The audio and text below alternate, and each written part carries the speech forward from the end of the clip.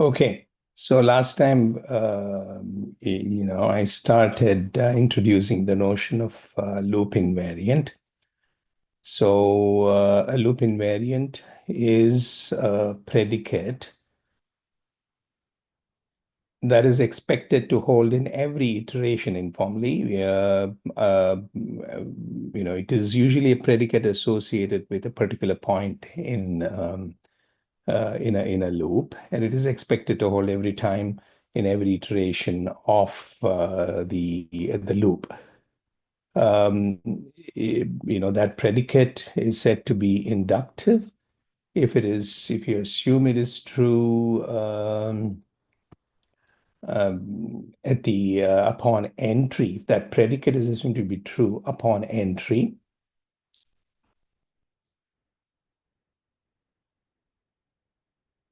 the loop condition holds good and you execute the body, the predicate should be preserved. Okay. Additionally, if it is also true, the first time you enter, upon entry to the loop, first time you enter the loop, then it is also said to be an invariant. Okay. So together they make it's usually called an inductive loop invariant or loop invariant for short. Okay. And it is that predicate is said to be safe or adequate to prove a property if it is true upon exit with the predicate and the negation of the loop entry condition. If you're able to prove the property, then you can, if that implies the property, then it is said to be safe as well. Now, using these things, and this is, you can split the verification of a loop without actually unrolling it into performing three checks.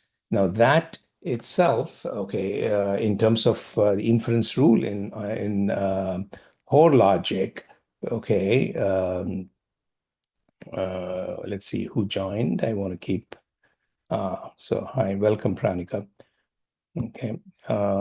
Yeah, this is the rule that allows you to, is the basis for splitting the proof of Hoare triple for a loop into those three conditions. Okay. So what exactly does this inference rule say?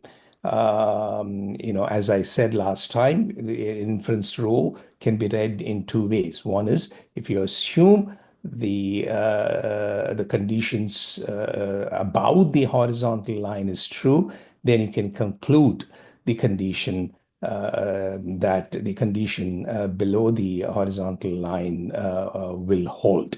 So, one way to read this inference rule is if P, some predicate P is preserved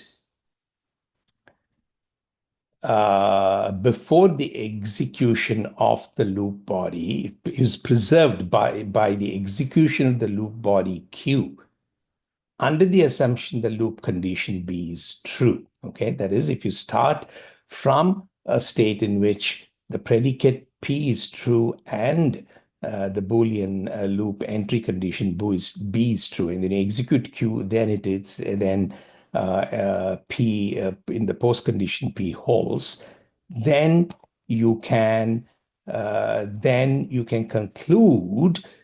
conclude that the post condition P and not B is guaranteed to hold if and when you exit the loop upon executing the loop in the precondition P. That is, yeah, so just this reduces the verification of the entire loop for all iterations to verifying the condition above the horizontal line. Okay, so that's what. So when you start the loop with the precondition P, and upon exit, after executing the loop, if you exit, then P and not B will be true. Why is this the case?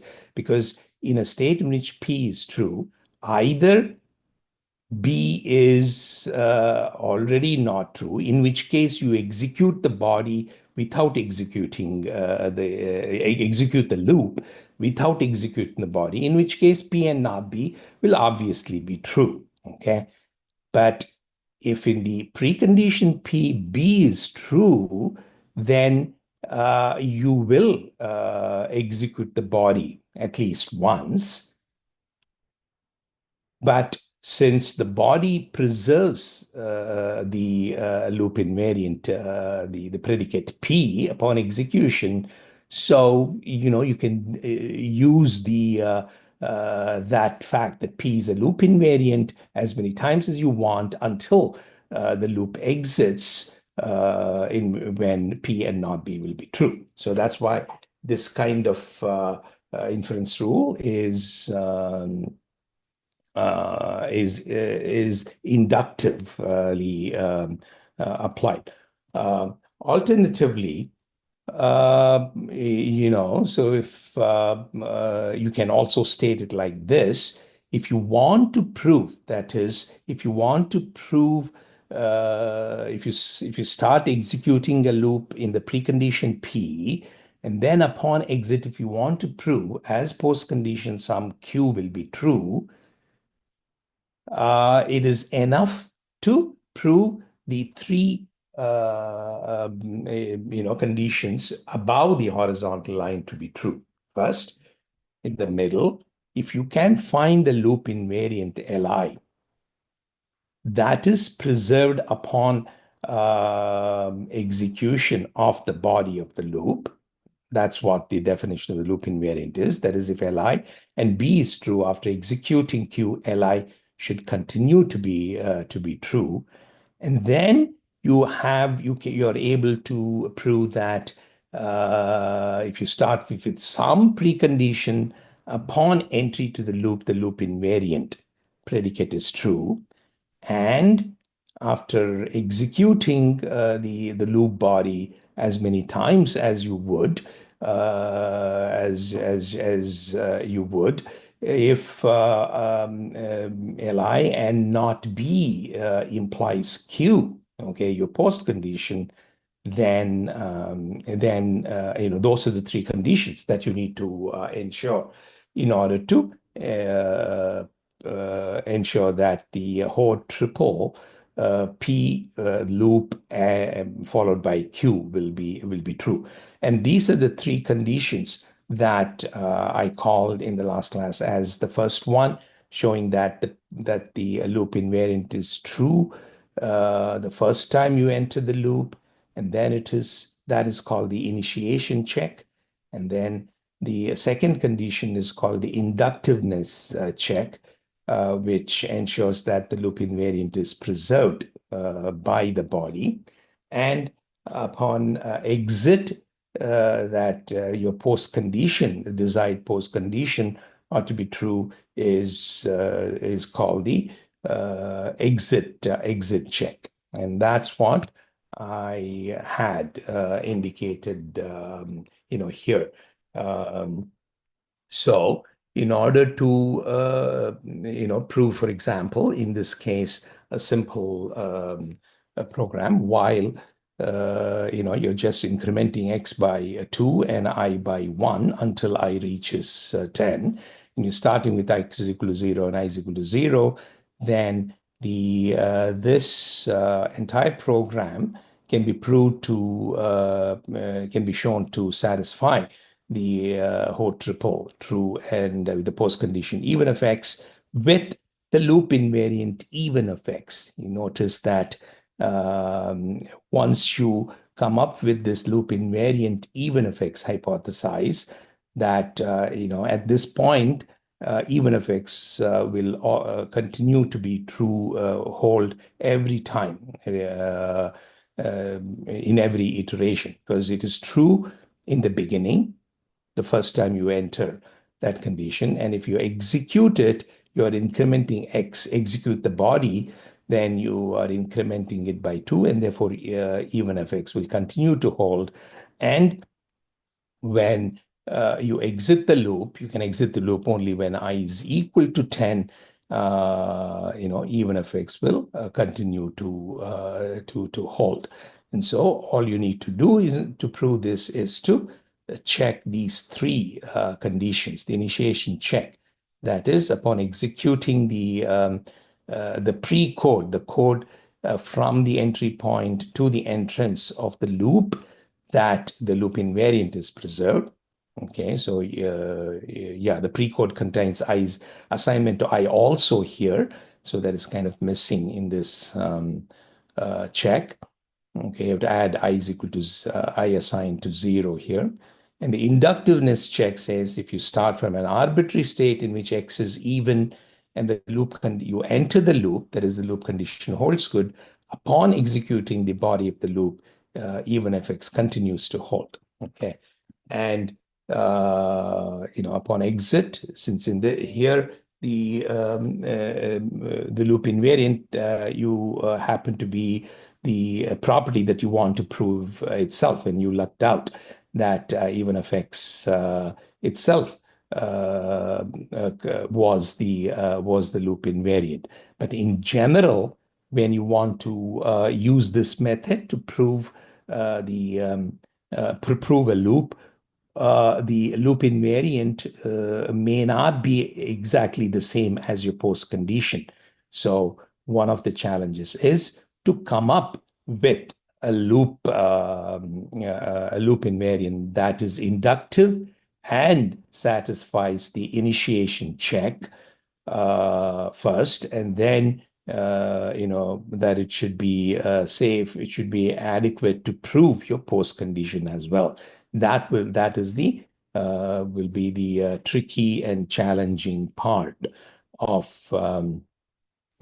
this way of proving loops. Okay, any questions? I'll show another example and make a few observations about the thing. So do you have any questions here? Okay.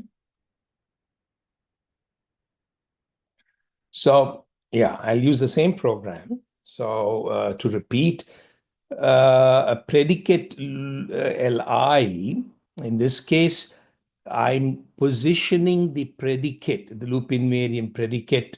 I'm expecting it to hold at this point, okay, just before you enter before you check and decide whether to enter the loop or exit the loop.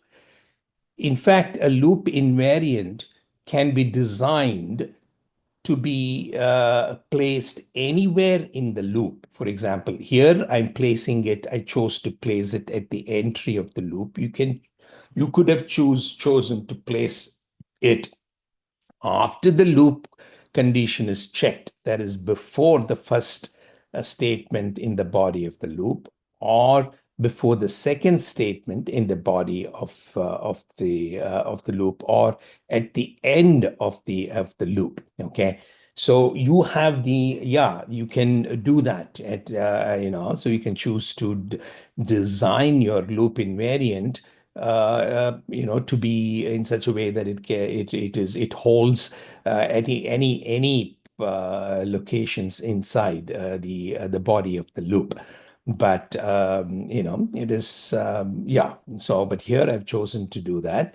So, but the same conditions hold good, okay, regardless of where you place the loop invariant. That's a side observation I want to make. So, what exactly is happening when that predicate you identify as a loop invariant is inductive? What it really means is formally that it is closed. It's a closed predicate with respect to the execution of the body of the loop. That is, every time you enter the loop and execute the body in every iteration, it is that condition is preserved at the point that it is expected to hold. And in that sense, it is the set of states characterized by the loop invariant. It includes all the at that location, it includes all the values. See, the emphasis is on includes all the values over all iterations that the variables the variables can take at that point.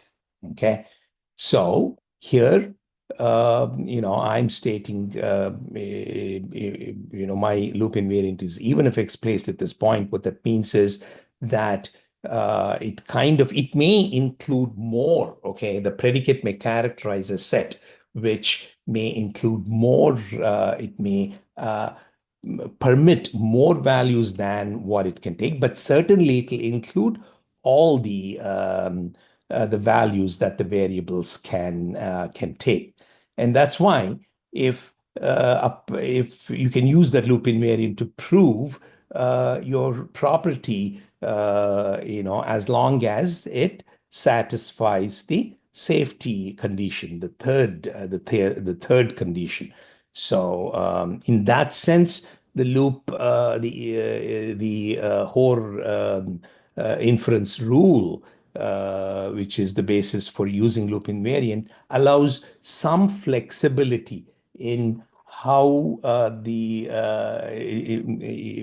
in deciding the strength of the variable. I mean, the strength of the predicate that you have to choose to in order to prove the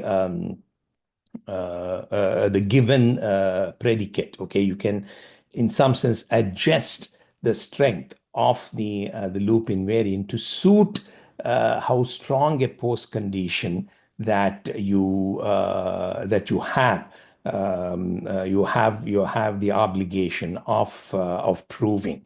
Okay, that's why I'm saying the same loop can have multiple valid inductive invariants. For example, in this case, even if X is certainly is inductive for this loop, and you see the even if X does not does not say anything about what the values of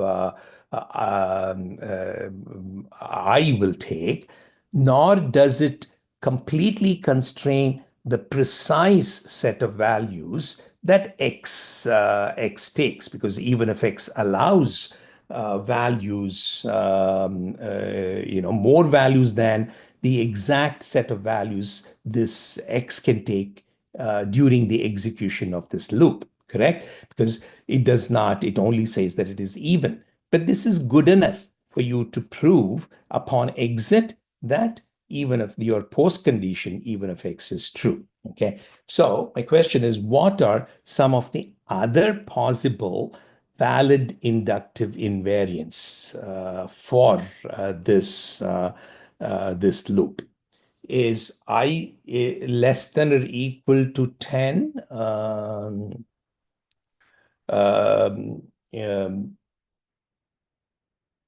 Inductive is an inductive invariant for this loop. Let me ask, I'll go through the thing. Aritra? Hello, sir. Yeah, my question is, if I less than or equal to 10, the predicate I less than or equal to 10 is a valid inductive invariant for this loop.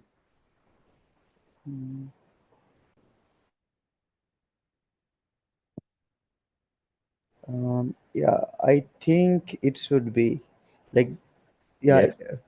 Why I think it so? should. What are the two conditions that valid? So these two conditions should hold good. Okay. In inductiveness, check says that if you start with, I'm sorry, the first condition, it is inductive, it is true for all iterations. That is, if this Hoare triple holds, okay? That if for that program, if you start from a state where I is less than or equal to 10, and you the loop entry condition holds good, after executing, Li must be true. Okay. And additionally, the first time you Enter, enter the loop. enter the loop, it has to be true. So It's that's true. the Yeah. question that you should ask. Okay. And then say. Okay. Now, Yeah, I think it should be true. yes, because the first time Hmm. indeed is First less than equal to is that. less than. Zero the first time. And as long as if I is equal to 10, you never enter the loop. Okay. Exactly. So I is less than or equal to 10.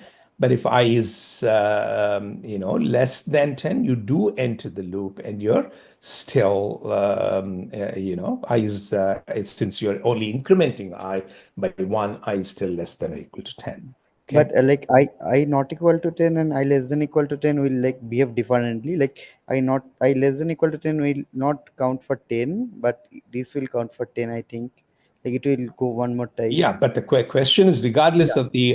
Yeah. the loop condition, what you have to ensure is that after you execute the loop, that I less than or equal to 10 is still holds good, which is the case here, right? Mhm. Mhm. So, yeah, when if you start with I less than or equal to 10, after executing, if you enter the loop at all, on the condition that you enter the loop, that's when the inductiveness condition requires that I less than or equal to 10 should continue to hold. It doesn't say after executing it, whether you exit the loop or not is irrelevant for the inductiveness check. Okay. Mhm. Yeah. Okay. Yeah. So obviously, at some point, during this several iterations, during which the loop invariant is preserved every time you enter the loop and execute the body, at some point, hopefully the loop exit condition may get violated, in which case you will exit. Okay. So the inductiveness check does not require that upon executing the loop once, that the loop exit condition has to hold good. Okay. Yeah. Yeah, that's a separate thing. Okay. Um, who else is here? So I'll go to Lucky. Okay. Yes, sir. X less than or equal to 20. Is that a loop invariant? That is, does it satisfy the inductiveness check and the initiation check? Yes, sir, because X doesn't go beyond 20 even after the program ends. So probably, Yeah, ask yourself the question. Let's suppose you start in a state in which X is less than or equal to 20. Okay. yes, sir. Then let's suppose, okay, X less than or equal to 20 does not constrain I in any way. Okay. Yes, sir. Correct. So in that Yes, sir. state, I can be anything. So let's suppose that I is not equal to Sorry, sir.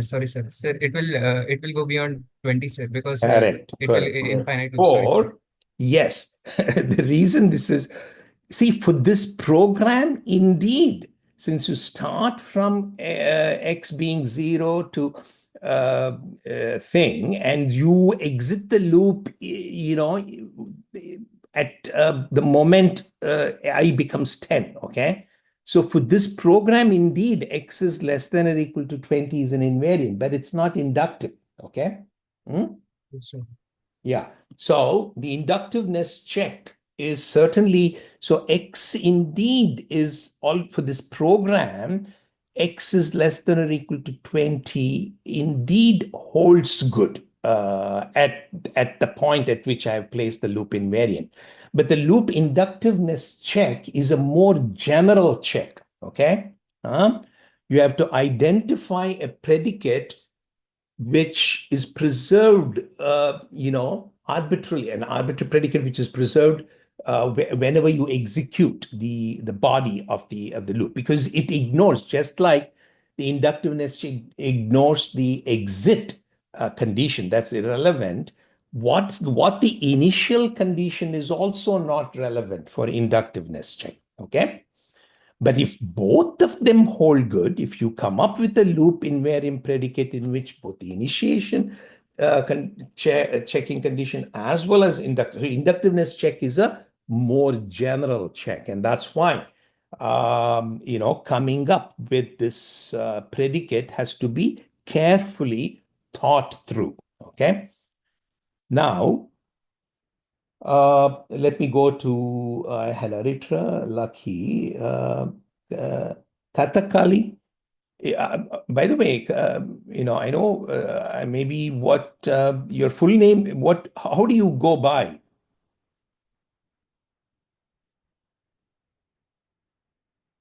Oh, he's not here anymore. Okay. Sir, who are you talking to? Kathakali or I Kathak? thought there's a student called Kathakali. I don't know his last name, Ray, maybe. I thought he was here, but am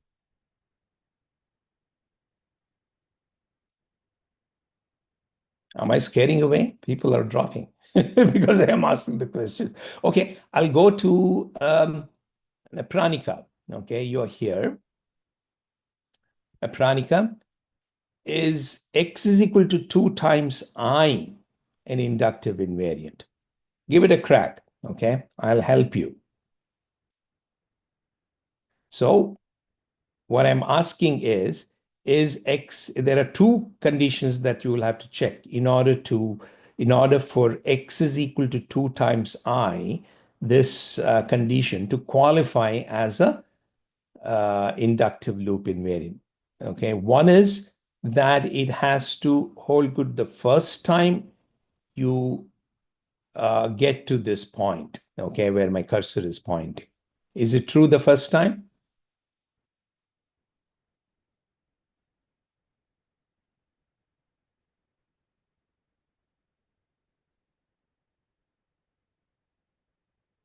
Ranika, are you there?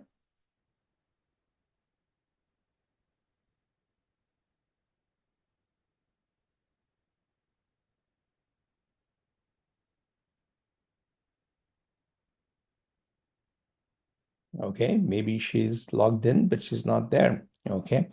Okay, Abhinav. Yes, sir. Hello. Ah, Yeah. Yeah. Uh, Maybe in this situation it is because x equal to 0 and I equal to 0 would satisfy this. mhm. If we take this condition. Yeah, I'm asking for this program only. Okay. Yeah, so Yeah. you're right. Then I think it. Yeah, because every time if you enter the loop, because you're incrementing I by 1, but X by twice the amount of I, that you're preserving that. Okay.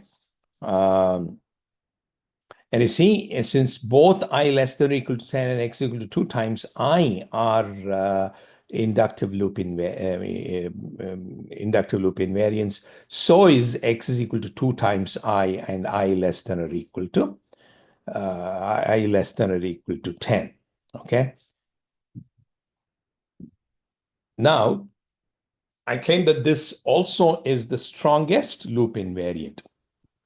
See, even X is indeed a loop invariant. I less than or equal to 10 is, as we saw, X less than or equal to 20 is not, and this alone is, and this whole thing is. So this is the strongest loop invariant because it is determining this X is equal to 2 times I alone is not strongest because it is not constraining I to be what it precisely takes at this point for all iterations of the loop. Whereas this one is also constraining, the second one, the strongest one is also constraining I. So it is strongest in the sense the set of values for which this predicate, the strongest predicate, is true, is precisely exactly the set of values that both X and I can take at that point. Okay. Now, I have the, okay, so similarly, what is the weakest thing? Of course, true is, which includes all possible values that x and I can take under the sun, is always holds good, okay, because true always holds good. So weakest loop invariant is always, so yeah, so, and this is just to illustrate that you can come up with different loop invariant predicates of different strength. The challenge is to come up with one that is able to prove my post condition, that should be strong enough to prove my post condition. Now, in this case, for example, the weakest invariant, true, is not adequate or safe to prove even fx, correct? Because if your loop invariant is true, then you know nothing about whether it is even or odd. So upon exit, if your post condition is even fx, having a loop invariant true is too weak. It has no information, not enough information for you to prove it. Of course, even if x itself is sufficient, and if you know the strongest, of course, inductive invariant is always good for you to prove, okay? Because that is the strongest thing that is possible, and therefore, from the fact that x is going to be 2 times I, you can always prove that upon exit that x is even, because it's 2 times something, some I, okay? So now I kind of flip the question. What inductive invariant is adequate or safe to use to prove a particular given post condition in this case? Suppose my post condition is I is equal to 10, okay? Let me see. So who all are there? So Pranika is still there, but she's not responding. So only 3 other people are there. Okay. Suppose my post, instead of even if x, is I is equal to 2, okay? I is equal to 10, sorry.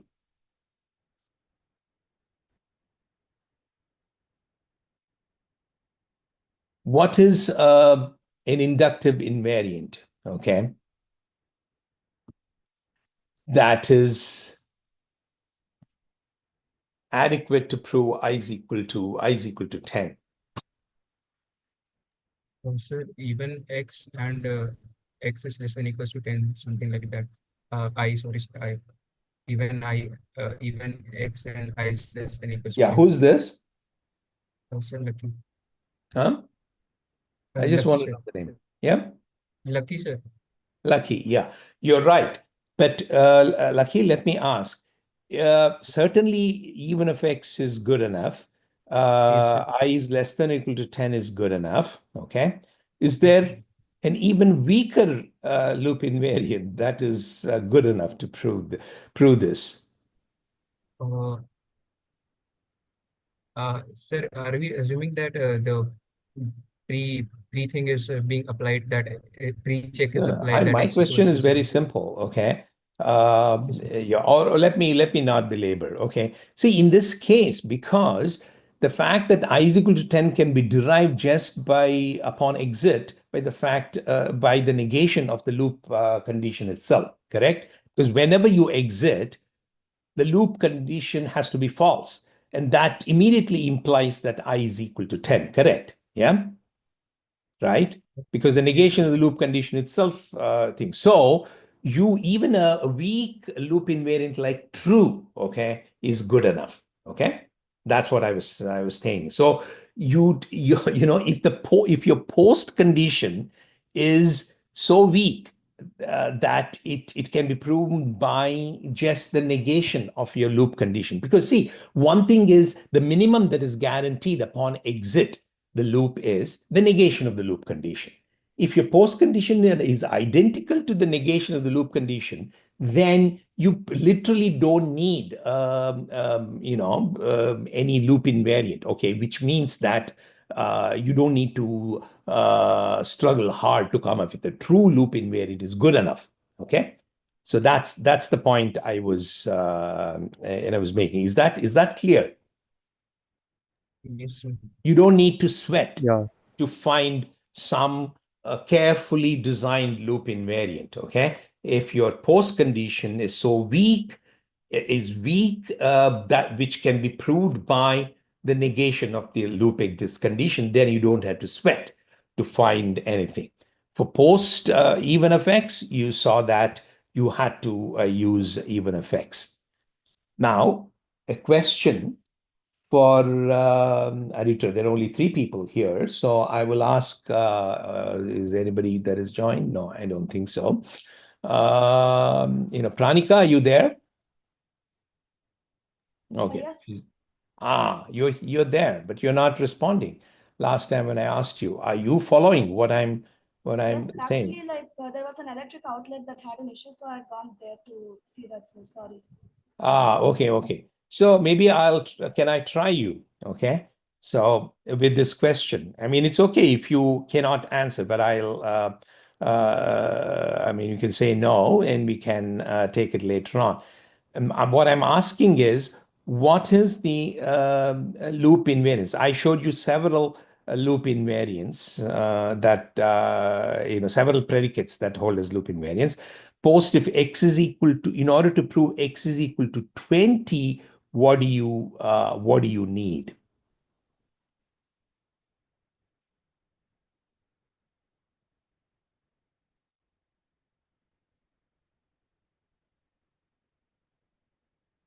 Okay, I'll move on. Aritra? Yes, sir. Okay, so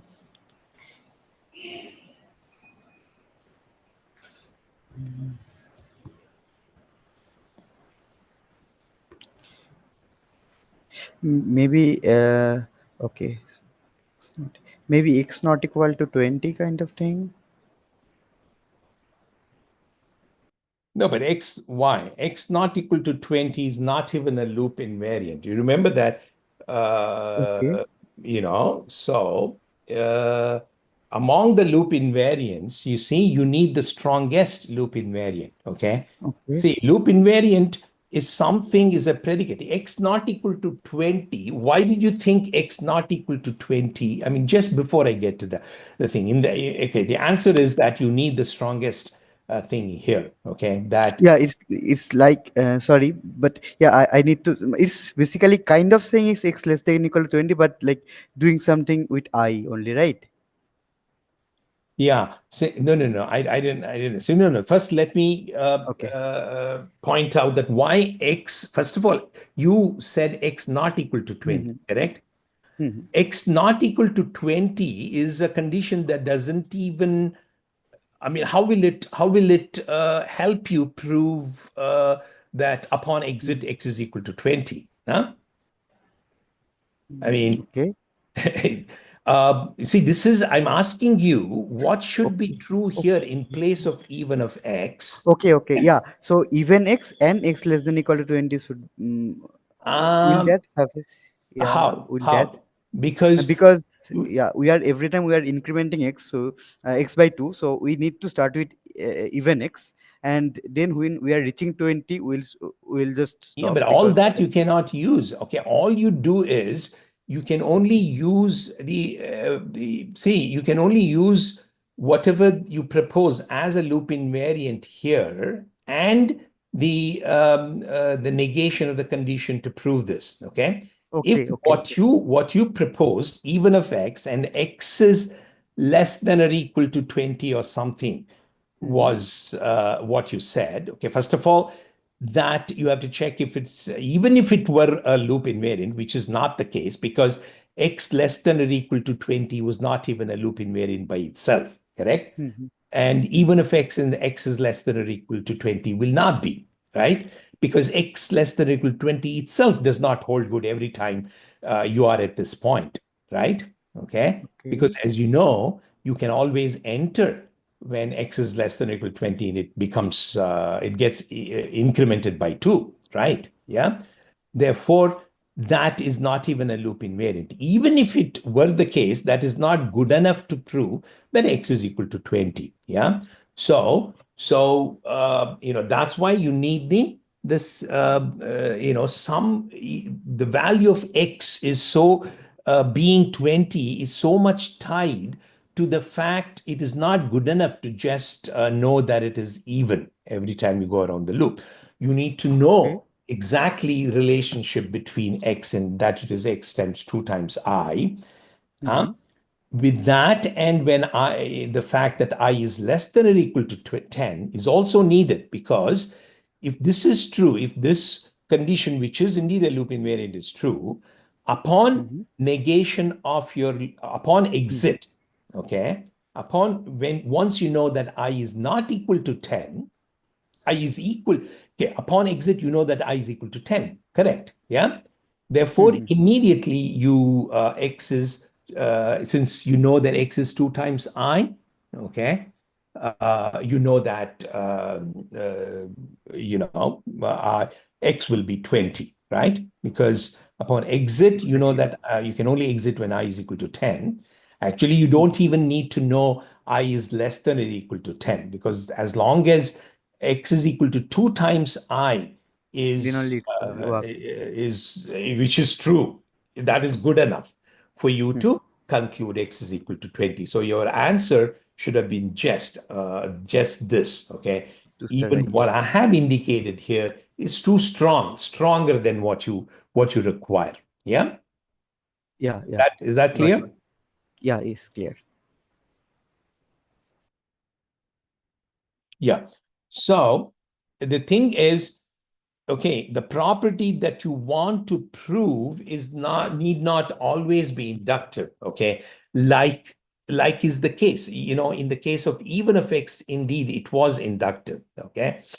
So neither I is equal to 10 or x is equal to 20. By property, I mean your post condition need not be inductive. If it is inductive, like in the case even of x, then, and it is also a loop invariant, satisfies the initial condition, then the problem of your problem of discovering the loop invariant is easy. The same way that if your post condition is identical to the negation of loop condition, then it is easy. Otherwise, you'll have to, carefully construct a strong enough loop invariant, which, along with the negation of the loop entry condition, will satisfy the thing. Okay. And for the same reason, since it allows, you have the leeway to design your loop condition. If your loop condition is too weak, just because you were not able to prove with that loop invariant your post condition, doesn't mean that the program is wrong or buggy. Okay, that's what this point, the last bullet says: failure of core proof, failure of the exit condition, okay, with a legitimate loop a predicate, which is an inductive invariant, does not necessarily imply that the property is violated by the program. Okay, that is, Li may not be safe for the property. So in which case, Li may need to be strengthened in this case. That is what was the case when x was, for the post condition, x is equal to 20. Okay, so neither even of x nor true are strong enough to prove this. Okay, so you had to come up with that the loop invariant x is equal to 2 times I. Therein lies the challenge, okay, of loop, trying to come up with a loop invariant which is inductive and passes the initiation check, but it is not too weak to prove your post condition. So you'll have to see not only understand the loop as to how and the loop condition, etc., and also take into account what you need to prove in order to come up with a thing. Of course, if you construct the strongest loop invariant, then that would be good enough for you to prove any post condition. But constructing the strongest one, that is defining, characterizing the precise set of values that your variables can take, that includes, that precisely characterizes the set of values over the entire course of iteration of the loop execution, is going to be hard. And that's why, you need to use your cleverness in order to come up with this thing. And that's why this problem of coming up with an adequate loop invariant is a challenging task. Okay. Yeah. Any other question that I have before I move to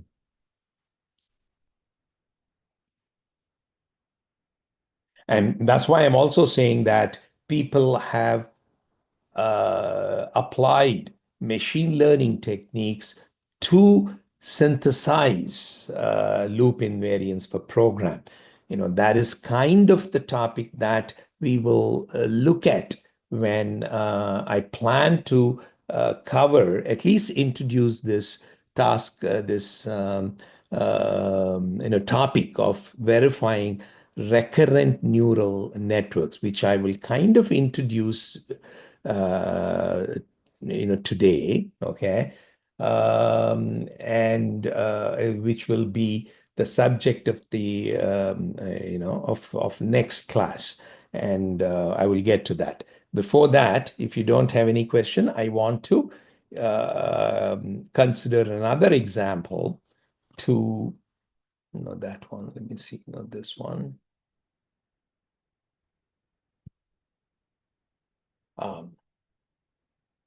Hope you can all see this. So this is I have two factorial programs here.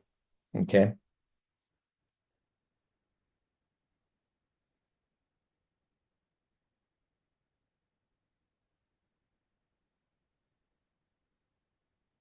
Okay. So I'm assuming in the precondition that n is some integer which is greater than 0. I start by initializing the variable fact to 1 and x to n. And I have here a loop that is expected to have the factorial, n factorial, in fact, in the variable fact upon exit. And that's what the post condition is. Okay. My question is, what should be, what loop invariant, when placed at this point, is able to prove that fact is equal to n factorial upon exit?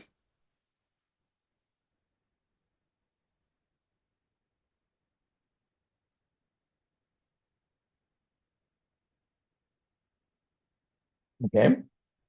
X is not equals to 0. Okay. Who is that? Lucky. Lucky. Okay. Lucky. First, even before you propose something, you have to ensure that it is a loop invariant. Is x not equal to 0 a loop invariant? Yes. The first time you enter there, x is indeed not equal to 0. Why? Because I'm initializing x to n, and n is greater than 0. So x is certainly not equal to 0. Fine. It passes the initialization check. Okay. But you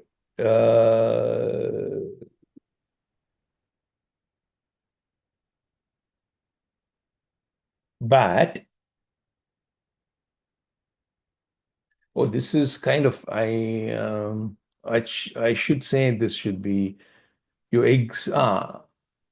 I'm sorry, this is wrong. So this should be 0, correct? You should keep executing the loop as long as x is greater than 0, correct? Yes, sir. Yeah, but you're right. Okay. So x is indeed, if this is the case, if you exit as long as x is greater than, you execute as long as x is greater than 0, x is not equal to 0 is indeed a loop invariant. You're right, okay? But there is not enough information in it at all to prove that factorial will be and fact will have n factorial upon exit. Now, you'll have to say something about how fact is changing, okay, during the course of your loop iteration, okay, right? In order to establish that when your exit condition holds, that fact will be what will be the content of the variable fact will have n factorial. In order to establish that, your loop invariant is not just enough to say something about x. What you said is indeed a loop invariant which says something about x, okay? You will also have to relate fact x and n, okay, in order to be able to say something, upon exit, that this condition, the desired post condition result will hold good, okay? One way to think, okay, that's what I was, through this example, want to do. See, you will have to, the loop invariant has to be something that is preserved.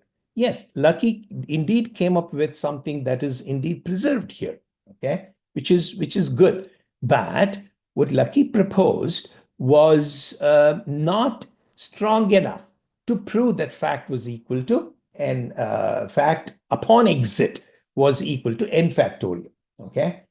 If you know that, x is not equal to 0, you will only know that's all you know, okay? So you really, one way to think what your preservation, in order to come up with a preservation condition that is also has enough information for you to the post is, assuming the post is characterizes something that you want to accomplish, which I call as the result, okay? And usually what you do when you do with the loop is you're accumulating some partial computation. That's what I call as computation done so far. I could have used partial computation. And computation to be done is something that you need to compute yet in the future iterations. Okay, and the result. See, these three things, when is if you come up with a condition, one clue for you to come up with a condition is to think of your computation in terms of this. Okay, there is a result which is whose information is embedded in your post condition, and then you accumulate certain partial computation in some variables. You have to capture that, and then you have to come up with something which characterizes the computation to be done, and then put them all together, and that usually will be the will be good candidate for a loop invariant that will be strong enough to prove your upon exit that your post condition holds good. Okay, in this case, okay, I hit this thing. Hello. Yeah. Yeah, can we put the loop invariant to be something like that? Uh, factorial divides n minus x plus 1 Yeah, is something like divisible that. by. You're exactly right. You're exactly right. Okay. That is the idea. Yeah. Uh, yeah. You got the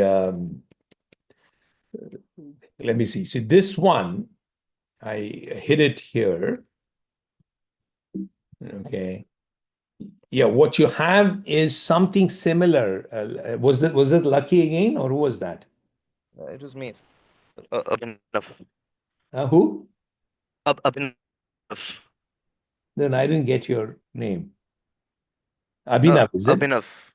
Okay. Yes. So, which is somewhat similar. See, what fact here has, people should listen up. Okay. Fact has the partial computation, right? What is the partial computation? So it has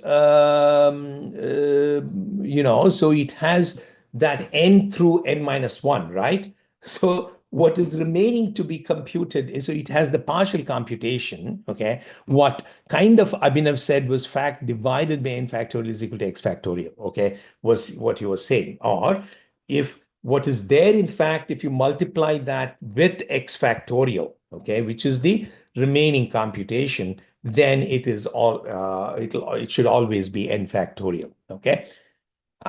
Is it correct, Lucky? But I mean, so Abhinav, that was your idea, correct? Yeah. Yes. Yeah. Sort of. Yeah, so it is something like this, okay? You get the picture. Now, even you could use this kind of idea. In 90% of the cases, this holds good, okay? And then you will get something close enough to a loop invariant. Maybe you may have to smoothen the edges, okay? Somewhat in order to get it, get it correctly. And I believe that this one is indeed a correct, an adequate loop invariant in this case. You can actually check as an exercise in turn. Now here I'm not going to give you the solution. So here, this is also a factorial program, but it computes by multiplying starting from 1. Okay. There I started from n and counted x down to 0. Here I'm starting with x is equal to 1 and incrementing it all the way to n. And I'm doing the same thing. Okay. So what I want you to do is, I'm not going to show you the thing, but you could kind of use this same principle, the idea that I had here, to come up with a loop invariant for this, okay?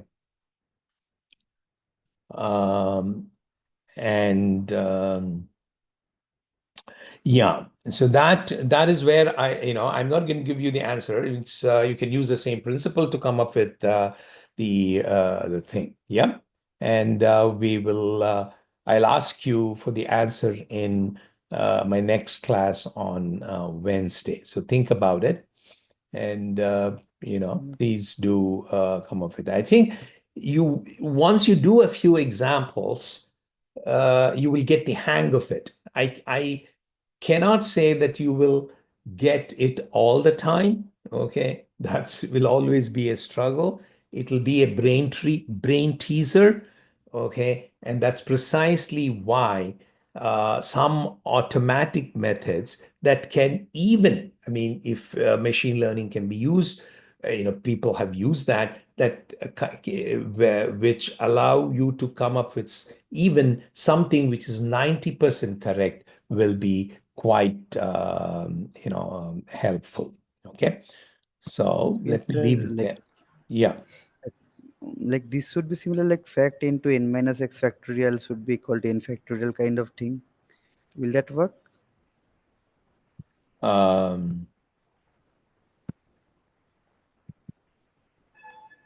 Say that again. A fact like fact into n minus x factorial should be You're equal right. to n Okay, factorial. that's right. So what it has is, whatever is in X, you have to what is inside fact. I mean, we are already discussing the solution, but that's okay. You can still come up with this. What is inside fact will be not will be different. Okay, you need to multiply a little something more. Okay, and which is what is the remaining thing is what is there in X. Okay. Yeah. So if you, what fact has is, something x factorial in any iteration, right? Whatever the value of number of x is, okay? And what remains to be computed is that x minus the multiplication factors starting from x plus 1 all the way to n, okay? And that is the remaining computation, and that you will have to somehow express it nicely in this relationship. Okay, that's what you will have to do. Yeah, you're right. Yeah. Okay, so in the remaining 8 minutes, I'm going to end at 7:15 because it'll be too late for dinner for you. I'm just going to introduce this thing.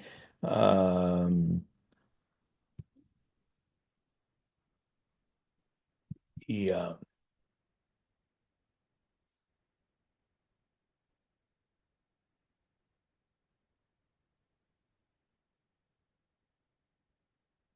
Yeah, I gave a brief thing, about recurrent neural networks. See, recurrent neural networks are somewhat a little bit more powerful than the usual feed-forward neural networks, the DNN, that we already saw how to model and verify some properties about. Okay, what are the problems on your assignment 0? Actually requires you to do it. Okay, so it is very important that you do that. Okay, otherwise, yeah, so that you will get a good idea of how to model DNNs and then do the thing. So these are DNNs that can actually store some history information. Okay, so at some of its internal nodes. Okay. Normally, a feed-forward neural network has no memory.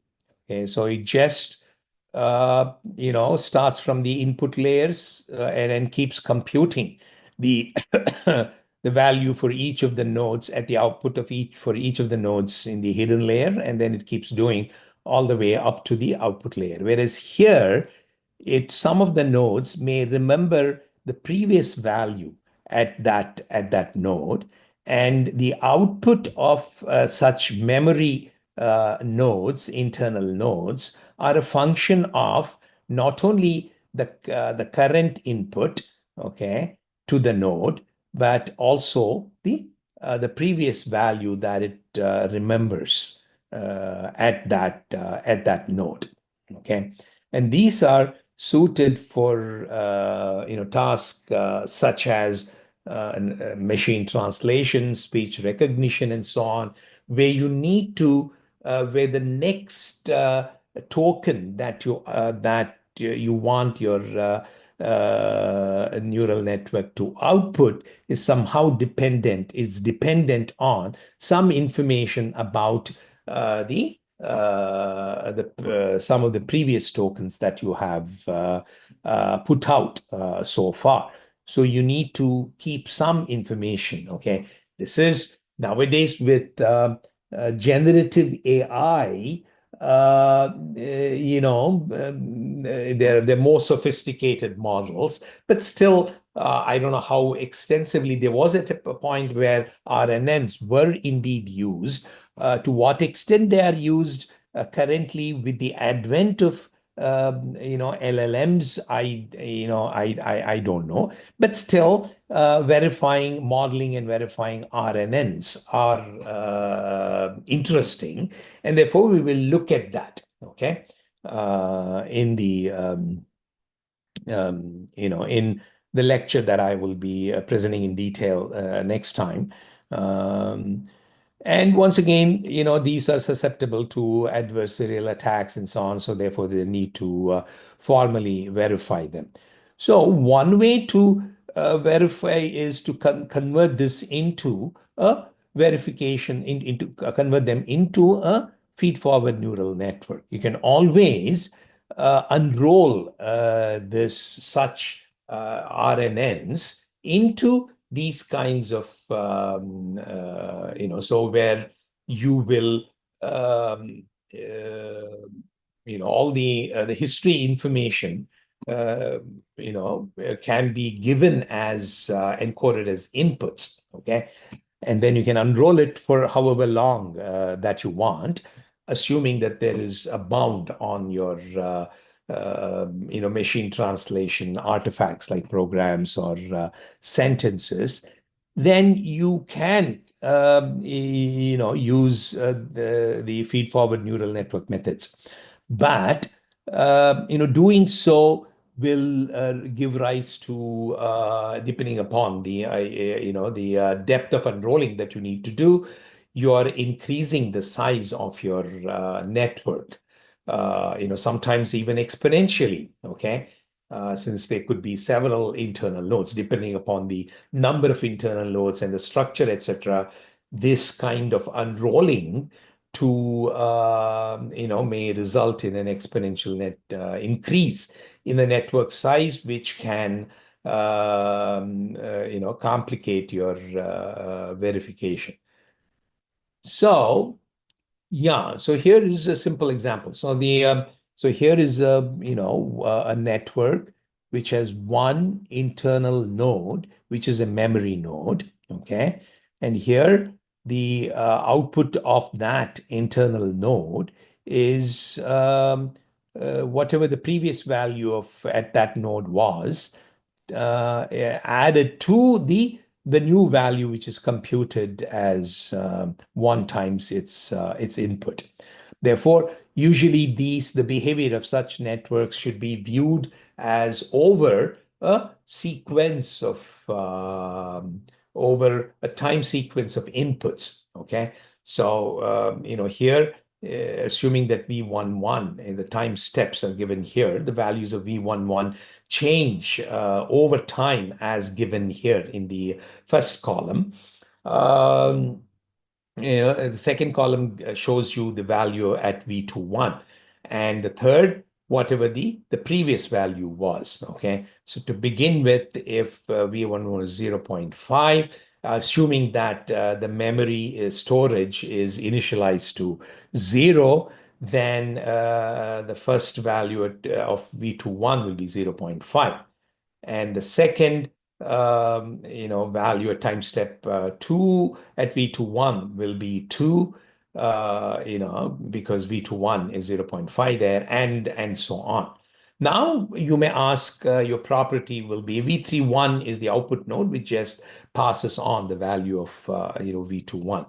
Given this, you can now ask a little bit more sophisticated questions about the thing.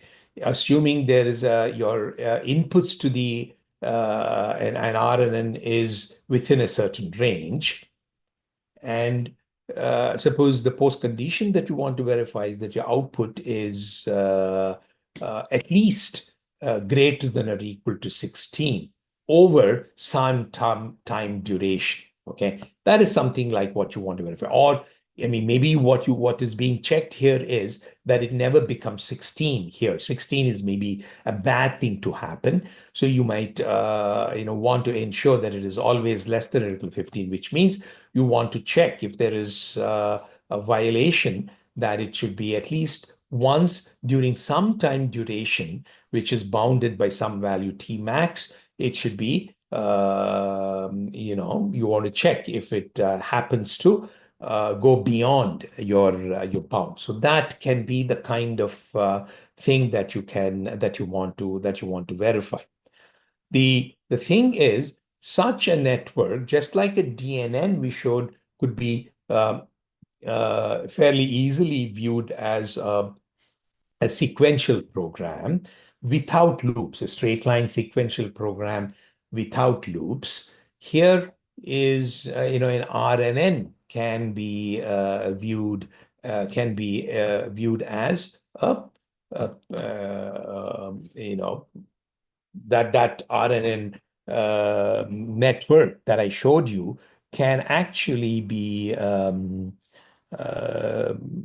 modeled by this program. You see, V1N starts with something which is between -3 and 3. That is what is assumed. And then V21 is defined here as V11 plus the memory, and then I'm applying a ReLU function to get the output of the thing, and then I'm setting v31 to be, and I'm remembering the old value of v2. I mean the current value of v21 is assigned to the memory element, and v31 is passed. V21 is passed on to v31, and time is being incremented. So that RNN behavior can be modeled as a simple while loop with the time being incremented. So now, in order to prove this, you need to, your task will be to come up with, in order to prove this, that v31 and the output is always less than or equal to 15. That is, checking if it ever violates this condition, can be converted into one of verifying this program. I mean, that this while program satisfies this post condition, which in order to do that, that can be done by coming up with some appropriate loop invariant, okay? And the paper that we discuss will, exactly describe how one can convert RNN verification into verifying a loop. Okay, that is one how you could encode that, and then it also has a method to generate some simple a loop invariant. Okay, we're going to take that in two separate things. The first, what I'm going to be talking about next time, is to see how in general an RNN program verification can be converted into a program with a loop whose behavior exactly captures the RNN behavior, and how verifying that can be reduced to deriving certain loop invariants. And then there is another part to that paper that we'll be discussing, which will be how one can go about generating a loop invariant, such loop invariants, which I might not cover in the next class itself, but I may take it at a later time, for one of you to maybe discuss as part of your presentation. And nonetheless, the topic for next class is, using loop invariants to verify RNN programs. Therefore, it'll be good for you to, familiarize yourself with, what are loop invariants and so on that we have covered so far. Okay, so see you next time on Wednesday. Yeah, thank you. Any questions, unless you have any questions? Sir, when is the deadline for assignment 0? I think I've given you, let me see. Yeah, what I have here. I think I'm going to make this firm. This is 14th February. That is 4 days from now. Okay. Thank you, sir. I want to stick to this because the next assignment it'll go out, okay, on that day, which will be on loop invariants and maybe a little bit more. I think the next assignment will be where you will need to train a neural network, a small toy neural network, DNN, and then verify some properties about that, okay, which you've already done on a toy program. And in any case, okay, so I'm going to be firm on this, okay, unless, some people are really falling behind and then do it. Maybe I can include the weekend, okay? So you'll have some time to discuss, get your doubts clarified on the Friday tutorial. But pretty much right now, I want to stick to that, okay? Yeah. Okay, thank you. There's one more question. So, have we decided with the grading structure? Have we decided on doing what? Grading structure, grading, like, will there be an exam or like only presentations? Yeah, I thought, no. I already did. You go refer to the intro lecture. Okay. Okay, is it fixed? Like, okay. So Yeah, yeah, I that is think what is now. I know there will not be, I think I had a small quiz there. Let me.